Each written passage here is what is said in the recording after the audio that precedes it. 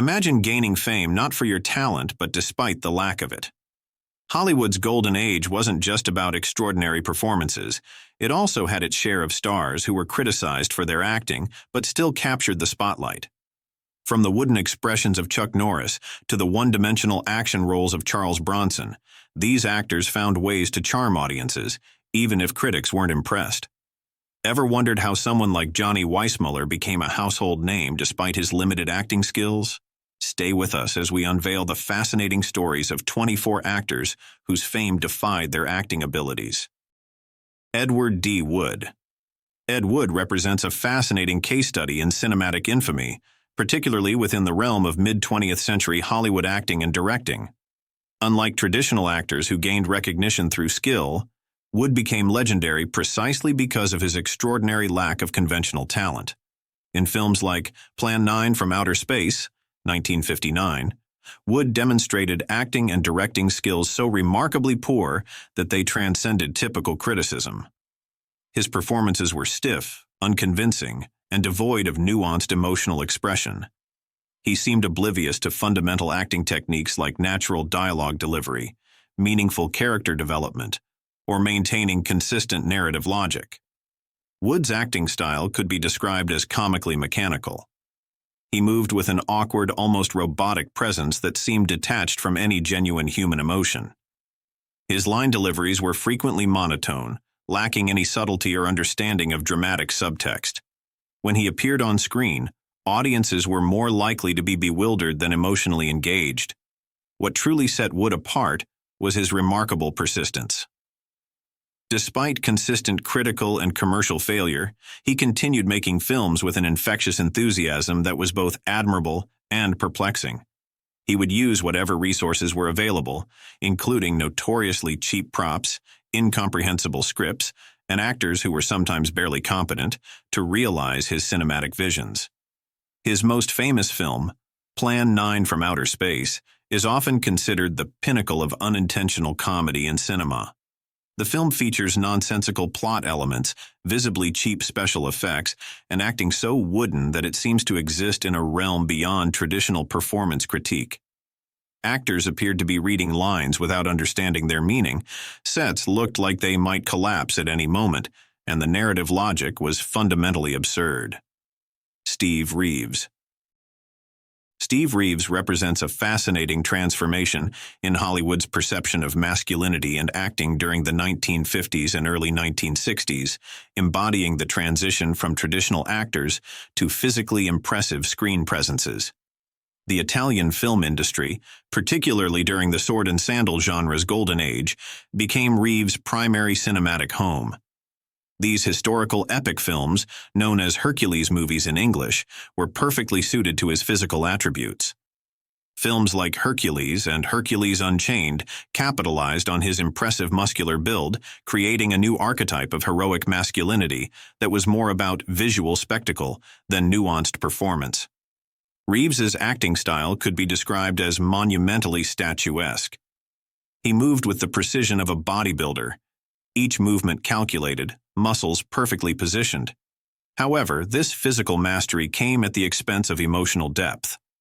His line deliveries were often stiff and declarative, lacking the subtlety that method actors of the same era like Marlon Brando were introducing to cinema. What Reeves lacked in acting complexity, he compensated for with pure visual charisma. His 6 feet 1 inch, 210-pound frame with a 48-inch chest and 18-inch biceps made him a walking sculpture. Audiences were more interested in watching him perform heroic feats than analyzing his dramatic range. Interestingly, Reeves was acutely aware of his limitations. He never pretended to be a dramatic actor, instead embracing roles that highlighted his physical capabilities. This self-awareness was rare in an era where actors often aspired to be considered serious, dramatic performers. The Italian film industry of the late 1950s and early 1960s transformed Reeves into an international icon. His Hercules films were global phenomena, introducing a new type of masculine hero to worldwide audiences. He became a template for future action stars, showing that physical presence could be as compelling as traditional acting skills. He retired from acting relatively early, understanding that his unique appeal was tied to a specific moment in cinematic history. George Brent. George Brent's career is a classic example of how sheer quantity doesn't always equate to quality. Appearing in over 100 films, he was a reliable leading man during Hollywood's golden age, often cast alongside major stars like Bette Davis and Barbara Stanwyck. Despite his prolific output, Brent never earned any significant acting awards, and critics frequently dismissed his performances as unremarkable. Bosley Crowther of the New York Times once described him as adequate but uninspiring, and this sentiment followed him throughout his career. His roles were often seen as safe and predictable, with little variation in tone or delivery. Brent's reserved, gentlemanly persona worked well for romantic dramas, but lacked the emotional depth or versatility needed for standout performances. While his co-stars often received acclaim, Brent was labeled as the dependable straight man, whose primary job was to support the narrative rather than steal the show. Still, audiences of the time appreciated his charm and steady presence, even if he rarely dazzled. George Brent's career poses an intriguing question. Can consistency and reliability alone define stardom, even when critical acclaim is absent? Let's explore how actors like Brent navigated Hollywood's demanding spotlight. Vera Ralston.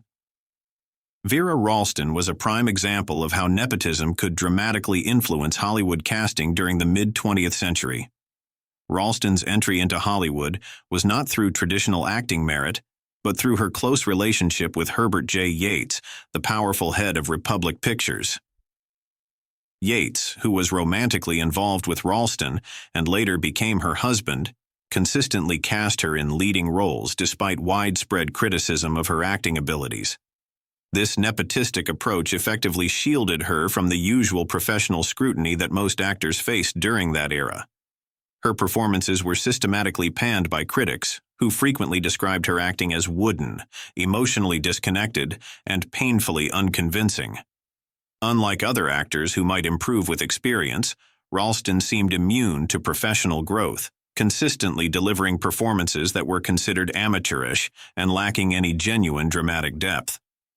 She became a textbook example of an actor whose presence in films was more a result of personal connections than artistic talent. Throughout her career, which spanned approximately 25 films, Ralston never received any significant acting awards or critical acclaim. Her roles were predominantly in low-budget productions at Republic Pictures, a studio more known for B-movies and westerns than high-quality dramatic productions. This further underscored the perception that her casting was more about personal favor than professional merit. The Hollywood of her time was notorious for such practices, where studio heads could essentially create stars through their personal influence. Vera Ralston passed away on February 9, 2003. David Carradine. David Carradine's career is a testament to the complex nature of Hollywood stardom. Born on December 8, 1936, into a family of actors, he appeared in over 100 films and numerous television series. Despite his extensive filmography, Carradine never received major acting awards, and his performances often garnered mixed reviews. Carradine gained widespread recognition for his role as Kwai Chang Caine in the 1970s television series Kung Fu. The show was a commercial success, but critics were divided on his portrayal. Some praised his unique screen presence, while others found his acting lacking in depth. In a 1973 New York Times review, John J. O'Connor noted that Carradine's performance had a peculiar serenity, but questioned whether this translated into compelling acting. In film, Carradine's work ranged from cult classics like Death Race 2000, 1975, to mainstream successes such as Quentin Tarantino's Kill Bill series, 2003 to 2004. Tarantino cast Carradine as the titular Bill, a role that revitalized his career. The director admired Carradine's iconic presence and believed he brought a mythic quality to the character. However, some critics felt that Carradine's performance was overshadowed by the film's stylized violence and ensemble cast. Despite his prolific output, Carradine's acting was often criticized for being inconsistent. His performances could oscillate between captivating and lackluster, leading some to view him as an enigmatic figure in Hollywood. His martial arts skills and distinctive voice made him a memorable screen presence, but his acting prowess remained a subject of debate among critics and audiences alike. Rory Calhoun.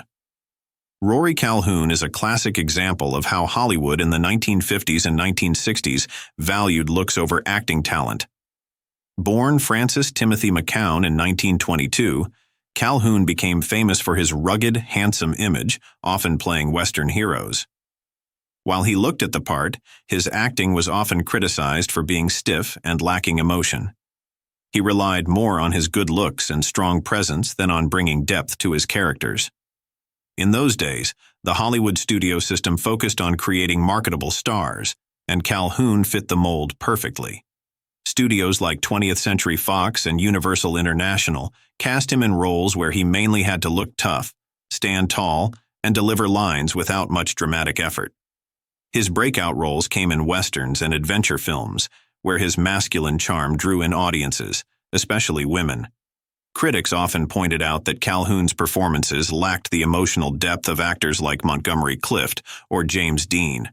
In movies like Way of a Gaucho, 1952, and Apache Territory, 1958, he played similar characters, tough, good-looking heroes, with little variation. While this wasn't entirely his fault, as studios typecast him to sell tickets, it meant he never got the chance to show much range. Still, audiences loved him, and he became a reliable star, even if critics weren't impressed. Buster Crabbe.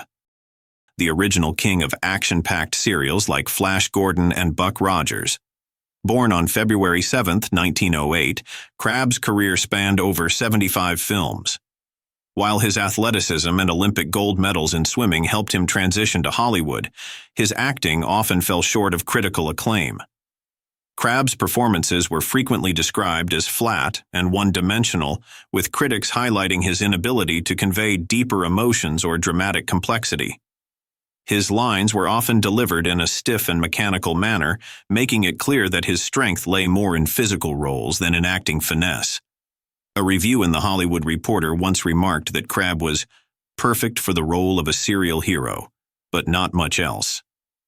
Directors cast him for his ability to handle stunts and action scenes, often bypassing any need for nuanced acting. He was typecast in roles that emphasized his physical abilities rather than his range as a performer. Crabbe's career became a symbol of how physicality could overshadow traditional acting skills, but his limitations as an actor were apparent to both critics and peers in the industry. Joan Bennett. Joan Bennett, born on February 27, 1910, was a glamorous star of Hollywood's golden age with a career spanning over 75 films. Recognized for her roles in classics like The Woman in the Window and Scarlet Street, she even earned a Venice Film Festival honorary award in 1947. However, beneath her beauty and screen presence, critics often found her performances lacking the emotional depth expected of a leading lady. While Bennett excelled in roles requiring elegance and sophistication, she struggled when tasked with more emotionally demanding parts. Critics frequently pointed out that her delivery could feel mechanical, and her characters often seemed distant or disconnected. A review in the New York Times once noted that her performance in Scarlet Street relied more on her charm than her ability to fully embody the complexity of the role. Directors admired her professionalism, but she was sometimes viewed as a performer who played it safe, avoiding the risks that might elevate a performance. Even her co-stars occasionally overshadowed her in scenes requiring intense emotional engagement. Though undeniably glamorous and competent, Joan Bennett's acting career faced recurring critiques for its perceived lack of depth and dynamic range. Victor Mature. Victor Mature was a Hollywood star who never took himself too seriously.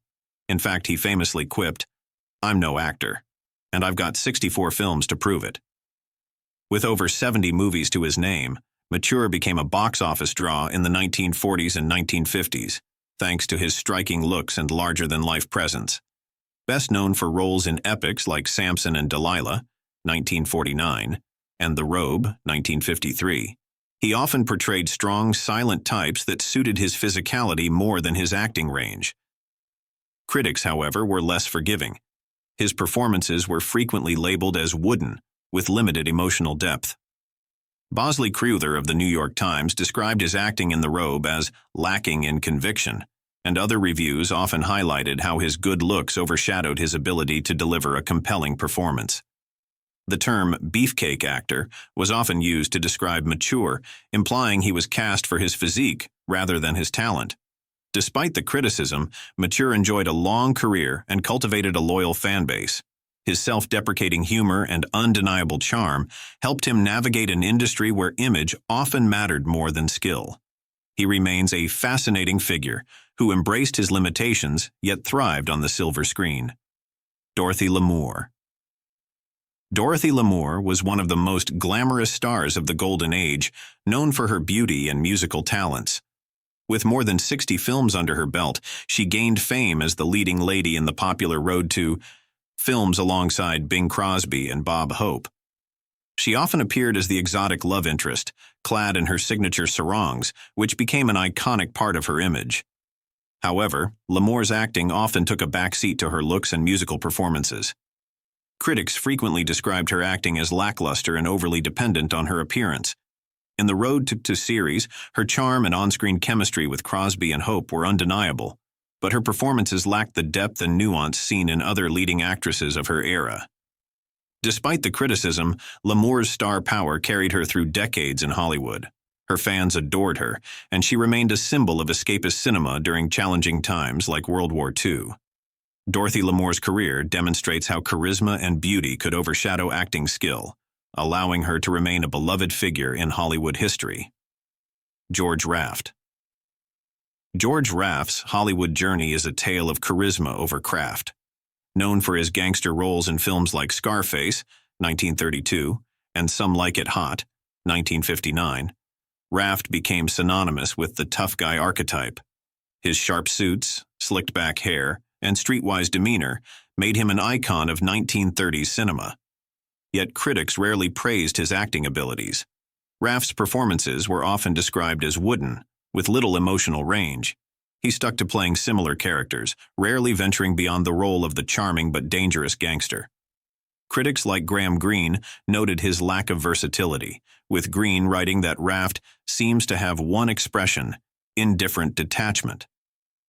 Despite these critiques, Raft's off-screen persona added to his mystique.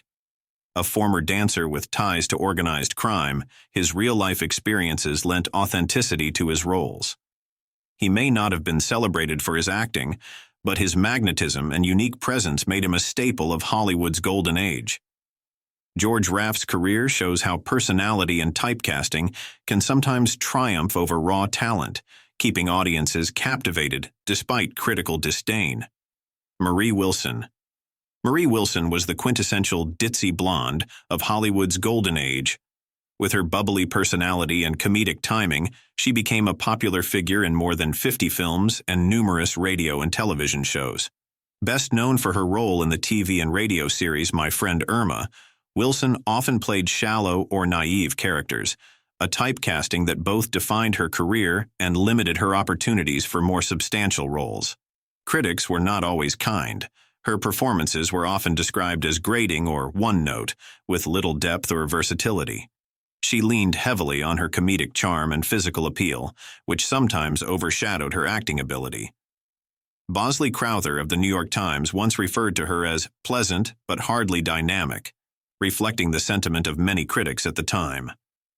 Despite this, Wilson carved out a successful niche for herself in Hollywood. Her fans adored her for her humor and relatability, and she became a cultural icon in her own right. Maureen O'Hara. Maureen O'Hara was a celebrated actress whose fiery red hair and commanding screen presence made her a standout in over 50 films. Dubbed the Queen of Technicolor for her striking on-screen appearance, she was best known for her roles in classics like The Quiet Man and How Green Was My Valley. Her talent was recognized late in life with an honorary Academy Award in 2014, a testament to her enduring impact on cinema.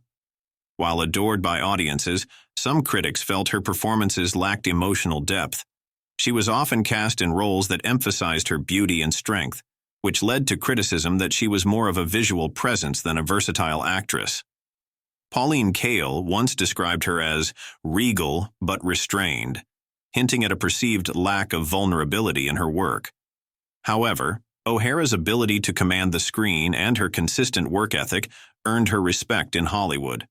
Though she faced some critical scrutiny, her career longevity and iconic status cement her as one of the most memorable figures of her era. John Agar.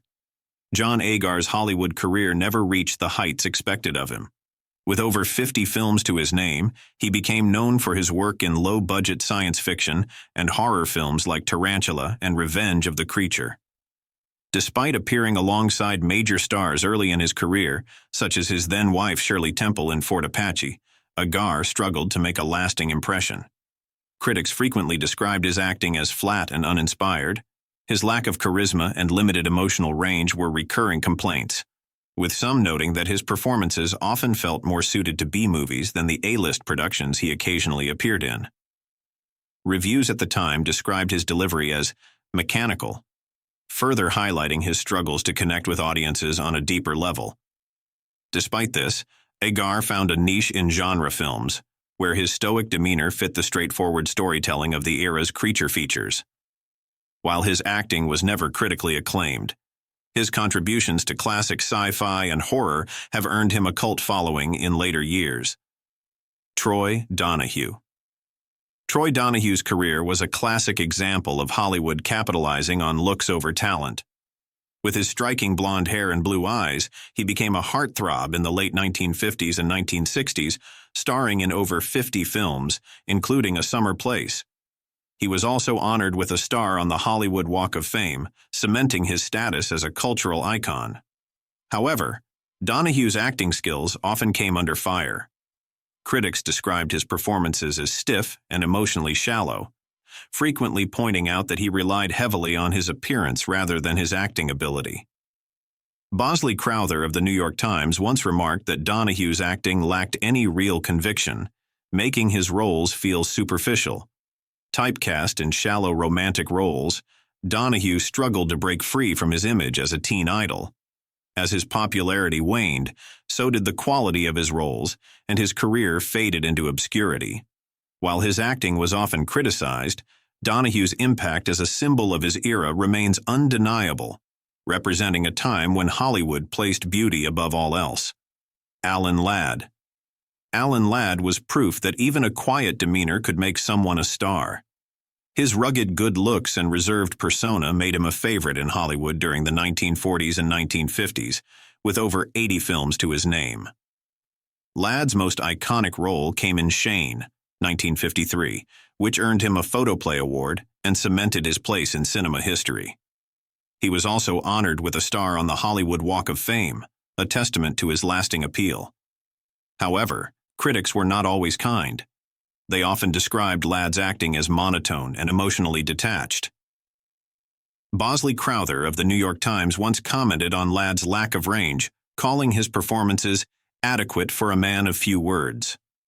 His stoic demeanor, while fitting for roles in noir and westerns, was often viewed as limited when it came to more demanding dramatic parts. Many argued that his success relied heavily on his physical presence rather than acting deeply. Yet, audiences adored him for his quiet strength, making him an unlikely symbol of heroism in his time.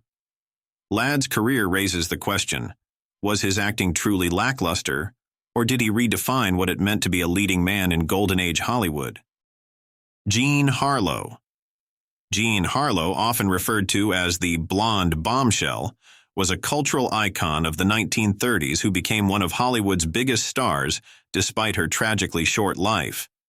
Starring in over 40 films, including classics like Red Dust and Dinner at 8, she was the first actress to personify Hollywood glamour and sexual appeal on the big screen. Harlow's magnetic presence and striking beauty captured audiences like few others could. However, her acting was initially met with mixed reviews. Early in her career, critics accused her of overacting, with exaggerated mannerisms that sometimes overshadowed her performances. Over time, she refined her craft, earning praise for her comedic timing in films like Libeled Lady. Despite this improvement, Harlow never received any major acting awards during her career. Her untimely death at just 26 cut short what could have been a legendary trajectory. While her performances were sometimes criticized, her influence on Hollywood's style and persona remains unparalleled. Jean Harlow remains a symbol of the Golden Age, proving that star power often outshines critical acclaim. Gene Kelly. Gene Kelly was a cinematic powerhouse, known for revolutionizing Hollywood musicals with his incredible dancing and dynamic choreography. With over 40 films to his name, including Singin' in the Rain and An American in Paris, Kelly left an indelible mark on Hollywood. He received an honorary Academy Award in 1952 for his contributions to film and the AFI Life Achievement Award later in his career. Despite his undeniable talent as a dancer and choreographer, critics often noted that Kelly's acting didn't quite match his other talents. His performances were sometimes described as secondary to his physicality, with little emotional range in dramatic roles. Bosley Crowther of the New York Times once commented that Kelly's charm and athleticism were his greatest assets, but his acting could feel over-rehearsed. Still, his charisma and on-screen energy made him one of the most beloved stars of his time. While acting may not have been his strongest suit, Gene Kelly's contributions to cinema redefined the possibilities of film musicals, earning him a place among Hollywood legends. Tab Hunter. Tab Hunter was a heartthrob of the 1950s, celebrated more for his looks than his acting skills. With over 40 films to his credit, including Battle Cry and Damn Yankees, he won the Golden Globe for Most Promising Newcomer in 1956. His boyish charm and golden good looks made him a favorite among teenage audiences, cementing his place as a Hollywood idol. However, critics were less enthusiastic about his acting abilities. Hunter was often dismissed as a pretty face, with limited emotional depth in his performances. Critics like Pauline Kael described him as polished but hollow, emphasizing his lack of dramatic range. His roles often felt typecast, and he struggled to break into more serious, critically acclaimed parts. Despite the criticism, Hunter's influence as a teen idol of the 1950s is undeniable. Jane Greer. Jane Greer is best remembered for her role in the film noir classic Out of the Past, where her icy femme fatale performance left a lasting impression. She starred in over 30 films during her career, often cast in mysterious or seductive roles that capitalized on her beauty. However, critics often noted her limited range as an actress. While Out of the Past showcased her talent, many of her other performances lacked the same impact, leading to criticism that she struggled to create standout roles. Bosley Crowther of the New York Times once remarked that Greer's roles felt restrained, which sometimes worked against her ability to fully embody complex characters. Despite the criticism, Greer's elegance and screen presence made her a memorable figure in Hollywood's golden age. While she never won any major awards, her role in Out of the Past remains a defining moment in noir history, securing her a place in cinematic legend. Liza Scott. Lizabeth Scott was an American actress who worked during Hollywood's classic film noir period, primarily in the 1940s and 1950s. Despite her long career spanning over 20 films, she never won major acting awards, which reflected the challenging landscape for actresses during that time. Scott was often typecast as a femme fatale, a beautiful but dangerous woman who typically brought trouble to male characters in crime and drama films. Her distinctive looks, with sharp features and a husky voice, made her perfect for these roles. She was known for movies like Dead Reckoning and Too Late for Tears, where she played complex, morally ambiguous women. Her acting style was considered somewhat limited. While she had screen presence and physical attractiveness, critics suggested she lacked the deep emotional range of top actresses like Bette Davis or Barbara Stanwyck. She was more of a type than a versatile performer, which was common in Hollywood's studio system where actors were often molded into specific personas. The film noir genre was brutal for actresses, demanding they portray tough, manipulative characters. Scott managed to carve out a notable career despite not being considered a top-tier acting talent.